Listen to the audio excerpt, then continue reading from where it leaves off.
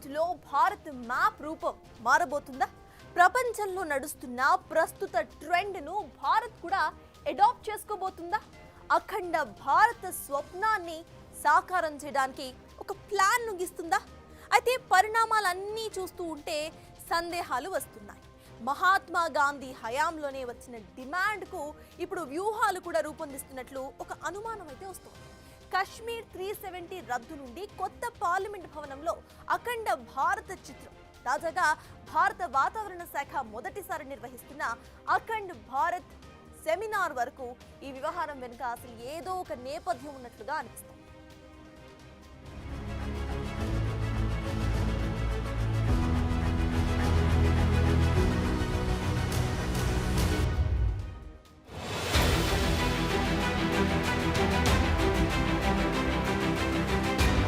ఇటీవల ప్రపంచంలో కొత్త ట్రెండ్ మొదలైంది. గత శతాబ్దంలో పూర్వపు అవిభక్త రాజ్యాల పాలన కాదని ఎన్నో దేశాలు స్వతంత్ర దేశాలుగా ప్రకటించుకున్నాయి. అయితే ఇప్పుడు రష్యా, చైనా, చివరికి అమెరికా సామ్రాజ్యవాదం దిశగా అడుగులేస్తున్నాయి.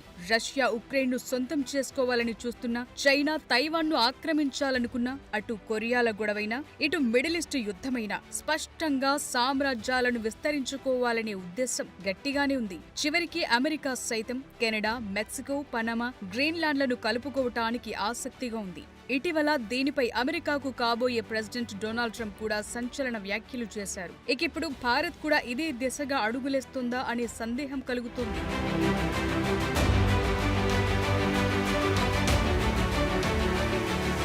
తాజాగా భారత వాతావరణ శాఖ 150 ఏళ్లను పురస్కరించుకుని నిర్వహిస్తున్న అవిభక్త భారతదేశం సెమినార్లో పాల్గొనాలని పాకిస్తాన్, బంగ్లాదేశ్లతో పాటు ఇతర పొరుగు దేశాలను భారతదేశం ఆహ్వానించింది. విభేదాలను పక్కనబెట్టి భారత ఉపఖండం ఉమ్మడి చరిత్రను ఐక్యంగా జరుపుకోవటానికి ప్రభుత్వం చేపట్టిన తొలి ప్రయత్నమిది. ఇందులో భాగంగా పొరుగునున్న పాకిస్తాన్, బంగ్లాదేశ్, భూటాన్, ఆఫ్ఘనిస్తాన్, మయన్మార్, మాల్దీవులు, శ్రీలంక, నేపాల్లకు ఆహ్వానాలు పంపారు.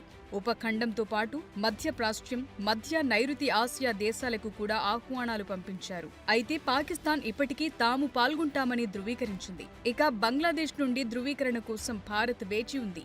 బంగ్లాదేశ్ ఓకే అంటే మాత్రం ఈ సమావేశం ఒక చారిత్రాత్మక క్షణంగా మిగిలిపోతుంది.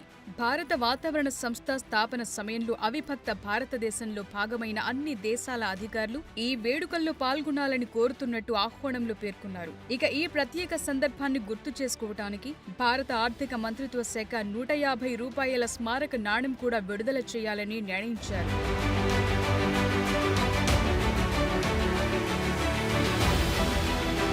ఒకసారి భారత వాతావరణ శాఖ చరిత్ర చూస్తే ఈ శాఖ జనవరి 15, 1875న స్థాపించబడింది. అయితే దీనికంటే చాలా కాలం ముందుగానే వాతావరణ అబ్జర్వేటరీలు ఏర్పాటయ్యాయి. మొదటి వాతావరణ అబ్జర్వేటరీలను బ్రిటిష్ ఈస్ట్ ఇండియా కంపెనీ స్థాపించగా, కలకత్తా అబ్జర్వేటరీ 1785లో, మద్రాస్ అబ్జర్వేటరీ 1796లో, బాంబే అబ్జర్వేటరీ 1826లో ప్రారంభమైంది. ఇక 19వ శతాబ్దం ప్రారంభంలో అనేక అబ్జర్వేటరీలను స్థాపించారు. ఇప్పుడు ఇవి భారత ఉపఖండమంతటా విస్తరించాయి. 1864లో వచ్చిన తుఫాన్ కలకత్తాను నాశనం చేసిన తరువాత 1866, 1871లో 2 ఘోరమైన రుతుపవనాల వైఫల్యాల వల్ల బెంగాల్ అంతటా కరువు ఏర్పడింది. దాని తరువాత 1875లో భారత వాతావరణ శాఖ ఉనికిలోకొచ్చింది.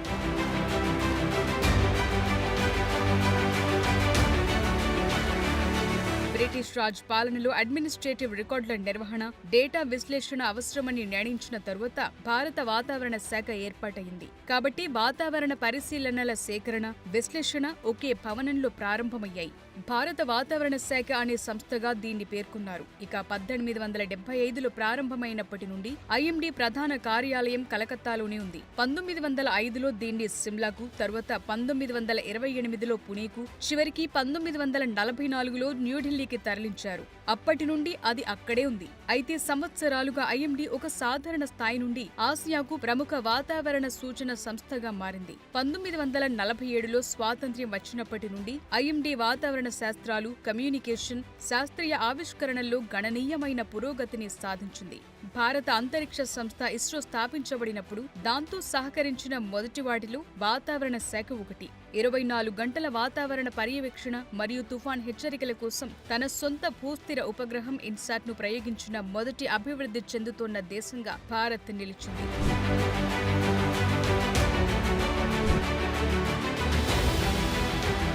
ఇంత చరిత్ర ఉంది కాబట్టే భారత వాతావరణ శాఖ 150వ వార్షికోత్సవాన్ని అఖండ భారత్ ఆశకు వేదిక చేసినట్లు కనిపిస్తోంది.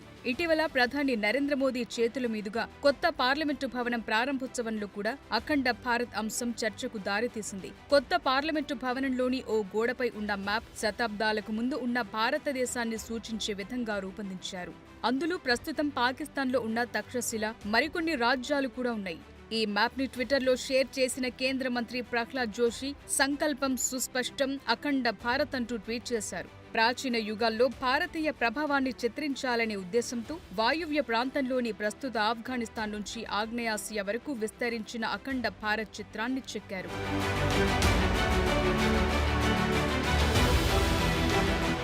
ఇక అఖండ భారత్ స్వప్నం ఇప్పటిదైతే కాదు, స్వతంత్రం ముందు నుండి విడిపోయిన అవిభక్త భారత భూభాగాన్ని కలపాలనే ప్రయత్నం ఎప్పటిదో. అయితే దీనికి ఆద్యం పోసింది మాత్రం స్వతంత్ర పోరాటమే. కానీ అనూహ్యంగా అదే స్వతంత్రం దేశాన్ని మరింతగా విభజించేసింది. బ్రిటిష్ పాలకులు మిగిల్చి వెళ్లిన విషాదం కొనసాగుతూనే ఉంది. అయితే దీన్ని మళ్ళీ అతికిస్తామని భారతీయ హిందూవాద సంస్థలన్నీ కూడా కంకణం కట్టుకొని కూర్చున్నాయి. ఆ అడుగుల్లోనే ఇటు బీజేపీ కూడా ప్రయత్నాలు చేస్తున్నట్లు కనిపిస్తోంది.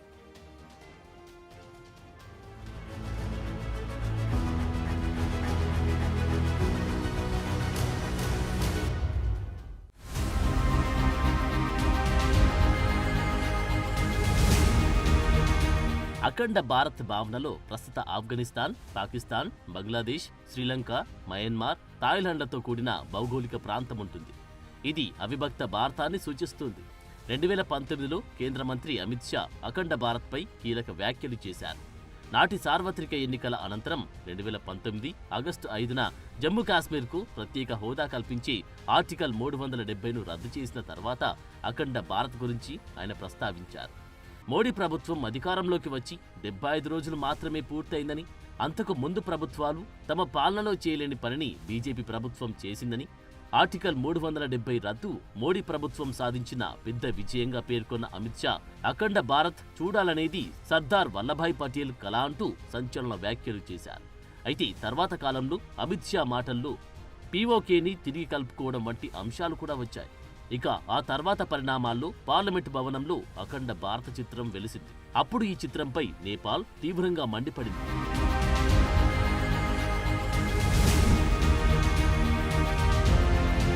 అయితే ఈ డిమాండ్ను ఇదివరకు కూడా బీజేపీ, ఆర్ఎస్ఎస్ నాయకులు చాలాసార్లు చేశారు. భారత్, పాకిస్తాన్, బంగ్లాదేశ్, బర్మా, టిబెట్, ఆఫ్ఘనిస్తాన్, శ్రీలంక, నేపాల్, భూటాన్లను కలిపి అఖండ భారత్ అన్నారు. అంటే బ్రిటిష్ పాలనకు ముందున్న భారతదేశం అన్నమాట. బ్రిటిష్ వాళ్ళు విశాల దేశాన్ని పాలించి కొన్ని దేశాలుగా చీల్చి స్వతంత్రమిచ్చి వెళ్లిపోయారు. అప్పటి నుండి హిందూ మహాసభ, విశ్వ హిందూ పరిషత్, రాష్ట్రీయ స్వయం సేవక్ సంఘ్, బజరంగ్ దళ్, దుర్గావాహిని, శివసేన, మహారాష్ట్ర నవనిర్మాణ సేన, హిందూ సేన, హిందూ జనజాగృతి సమితి వంటి హిందూ జాతీయవాద సంస్థలు నేటికి అఖండ భారత్ సాధించాలని కృషి చేస్తున్నాయి.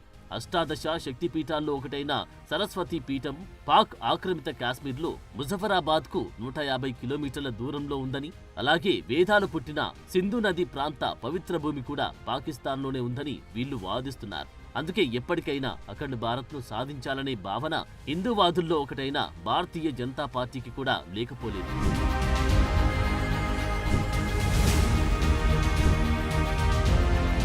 నిజానికి ఈ అఖండ భారత్ కాన్సెప్ట్ ను మహాత్మా గాంధీ కూడా ఆమోదించినట్టు తెలుస్తోంది. భారత స్వాతంత్ర్య ఉద్యమ సమయంలో కనయ్యాలాల్, మాణిక్లాల్ మున్షి అఖండ హిందుస్థాన్ కోసం బలంగా వాదించారు. ఈ ప్రతిపాదనను మహాత్మా గాంధీ అంగీకరించారు. బ్రిటన్ విభజించి పాలించే విధానాన్ని అనుసరించి తన సామ్రాజ్యాన్ని నిలుపుకోవాలని కోరుకుంది. కాబట్టి హిందూ ముస్లిం ఐక్యతను సాధించడం కష్టమైంది. అయితే బ్రిటిష్ వారు ఉన్నంతకాలం ముజర్ అలీఖాన్ సోదరులు కూడా అఖండ్ హిందుస్థాన్ కోసం పోరాడాలని నిశ్చయించుకున్నట్లు తెలుస్తోంది. ప్రావిన్స్ ఓటర్లు ముందు ఈ సమస్యపై పోరాడాలి అని లీగ్ ను కూడా సవాల్ చేసినట్లు చరిత్ర చెబుతోంది. ఇక 1944 అక్టోబర్ 7న ఢిల్లీలో రాధా కుముద్ ముఖర్జీ అఖండ హిందుస్థాన్ నాయకుల సమావేశానికి అధ్యక్షత వహించారు. దీనికి ముందు 1937లో అహ్మదాబాద్ లో జరిగిన హిందూ మహాసభ 19వ వార్షిక సమావేశంలో హిందూ మహాసభ నాయకుడు వినాయక్ దామోదర్ సావర్కర్ కాశ్మీర్ నుండి రామేశ్వరం వరకు, సింధ్ నుండి అస్సాం వరకు ఒకే అవిభాజిత అని అఖండ భారత్ అనే భావనను ప్రతిపాదించారు.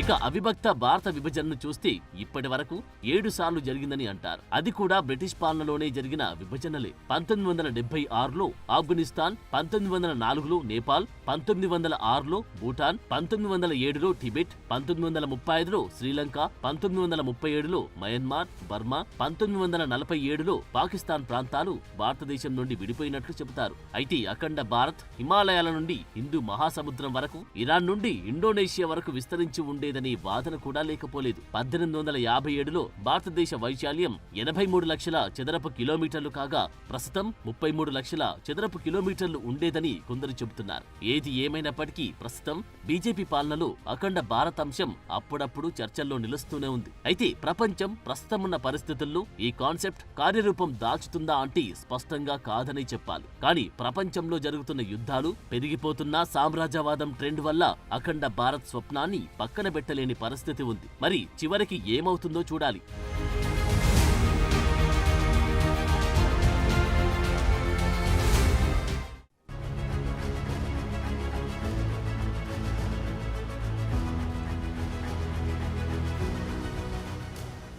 అఖండ భారత్ సాధ్యాసాధ్యాలను పక్కన పెట్టేద్దాం ఒకసారి.